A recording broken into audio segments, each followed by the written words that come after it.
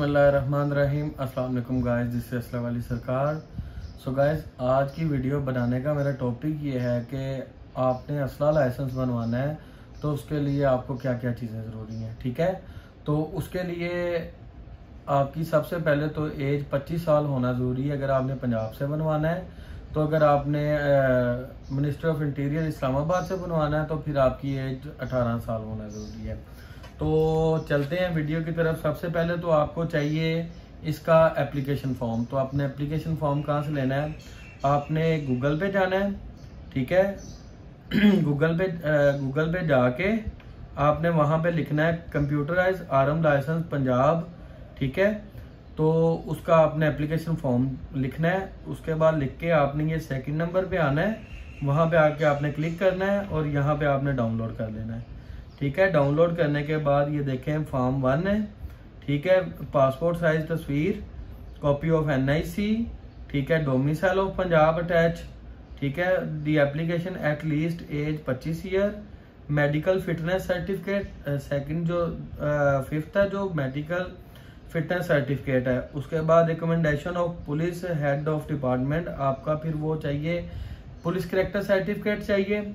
फिर उसके बाद आपका proof of business in case businessman, आपका प्रूफ ऑफ बिजनेस चाहिए कि अगर आप बिजनेसमैन हैं। ठीक है, ये फॉर्म आपको मिल जाएगा। ये देखें, ये मैं आपको सारा फॉर्म दिखा रहा हूँ। फिर आपने इसको अच्छी तरह फिल करना है। एप्लीकेशन नेम, आपके फादर का नेम, NIC नंबर, फिर उसके बाद मेलिंग एड्रेस।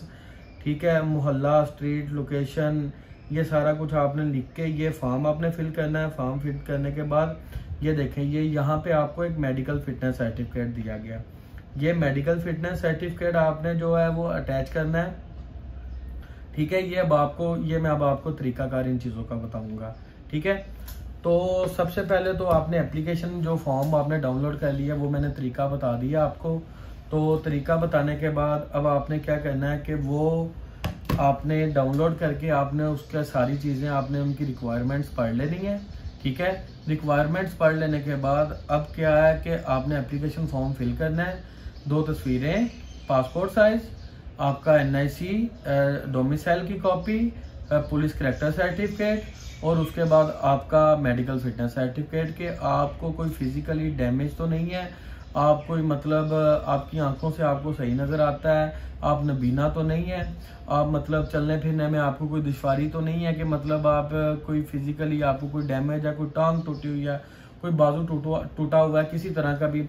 अब सबसे पहले तो ये है कि अब आपने 2 पासपोर्ट तस्वीरें बनवा ली, साइज बनवा ली, आपने डोमिसाइल भी आपके पास होगा, बनवा लिया। फिर उसके बाद आपने मेडिकल फिटनेस सर्टिफिकेट बनवाना है। अब वो कहाँ से बनवाना है? आप किसी भी अपने करीबी सरकारी हॉस्पिटल में जाएंगे, वहाँ पे जाके उन्हें कहेंगे कि जी मैंने अपना मेडिकल फिटनेस सर्टिफिकेट बनवाना है तो मेरा वो बनाया जाए। वो आपसे आपका NIC लेगा। ठीक है, अगर आपका NIC बना हुआ है, ज़ाहिर सी बात है लाइसेंस अप्लाई कर रहे हैं तो बना ही होगा। NIC लेगा, वो आपका मेडिकल फिटनेस आपको सर्टिफिकेट बना के देगा। जो भी आपकी फिजिकली या जो भी आपकी सूरत हाल है वो आपको मेडिकल फिटनेस सर्टिफिकेट बना के देगा। ठीक है, उसके बाद अब आपको क्या चाहिए? पुलिस कैरेक्टर सर्टिफिकेट चाहिए। तो वो अब आपका कहाँ से बनेगा? आप नादरा के किसी भी खिदमत मरकज़ में जाएंगे। ठीक है, तो वहाँ पे जाके आप उन्हें कहेंगे जहाँ पे ड्राइविंग लाइसेंस कार के बनते हैं। ठीक है, वहाँ पे जाके आप उनको कहेंगे कि जी मैंने अपना असला लाइसेंस बनवाना है तो आप मुझे पुलिस कैरेक्टर सर्टिफिकेट बना दें। तो वो आपकी वहाँ पे तस्वीरें लेंगे। तस्वीरें लेने के बाद आपका NIC लेंगे, वो कुछ फीस होती है उसकी, वो आपसे वो फीस लेंगे। फीस लेने के बाद अब आपको वो क्या कहेंगे कि अब आप चले जाएं। फिर आपके कुछ दिन बाद जो है ना आपके घर में पुलिस कैरेक्टर सर्टिफिकेट आ जाएगा। अब उसमें ये है कि आपके ऊपर कोई भी FIR होनी नहीं चाहिए। अगर आपके ऊपर कोई भी FIR होगी तो आपका लाइसेंस जो है वो रिजेक्ट कर दिया जाएगा। ठीक है, अब आपको पुलिस कैरेक्टर सर्टिफिकेट भी बन के आ गया, तस्वीरें भी आ गई, डोमिसाइल भी आ गया, NIC की कॉपीज भी आ गई। ठीक है उसके बाद आप एक बयान हल्फी लिखेंगे कि मेरा किसी भी कालेदम तंजीम के साथ ताल्लुक नहीं है। अगर आप बिजनेसमैन हैं तो आप अपना बिजनेस शो करेंगे। ठीक है, वो अपनी शॉप का लेटर पैड शो करेंगे साथ में। अगर आप बिजनेसमैन नहीं हैं तो फिर आप ये लिखेंगे कि मेरा किसी भी कालादम तंजीम के साथ ताल्लुक़ नहीं है, मैं एक शरीफ शहरी हूँ, मुझे अपनी सेफ्टी के लिए मुझे ख़तरात हैं, मेरे पास कैश का लेन देन होता है तो मुझे पैसों की ज़रूरत होती है, मेरे पास होते हैं, तो इस वजह से मैं जो है ना मुझे सेफ्टी के लिए वेपन की ज़रूरत है। ये आप अटैच करेंगे। ये कब आपकी प्रॉपर फाइल बन गई। अब ये क्या करेंगे, ये फाइल बनवा के आप डीसी ऑफिस चले जाएंगे, वहाँ पे आप जुडिशल 1 डायरी ब्रांच में वो आप जमा करवाएंगे। जमा करवाने के बाद वो तकरीबन होम सेक्रेटरी और डीसीज की जो मीटिंग होती है हर महीने होती है, उस मीटिंग में आपको लाइसेंस अलाउ किया जाएगा। उसमें ये देखा जाएगा कि आप एलिजिबल हैं कि नहीं है लाइसेंस के लिए। आपको फिर वो अप्रूव करेंगे, आपके सारे डॉक्यूमेंट्स देखेंगे, डॉक्यूमेंट्स देखने के बाद वो आपको देखेंगे आप एलिजिबल हैं, वो आपको अप्रूव कर देंगे। अप्रूव करने के बाद अब आपको एक डिमांड नोटिस मिल जाएगा। अब वो डिमांड नोटिस कौन सा होगा, वो मैं डिमांड नोटिस अब आपको दिखाऊंगा, ठीक है। वो डिमांड नोटिस मिलने के बाद मैं आपको डिमांड नोटिस पहले दिखा दूं, ठीक है। ये देखें, ये रहा डिमांड नोटिस। ये देखें, ये डिमांड नोटिस है, ठीक है। ये उसका नाम लिखा हुआ है, ठीक है। ये उसके बाद उसके फादर का नाम लिखा हुआ है।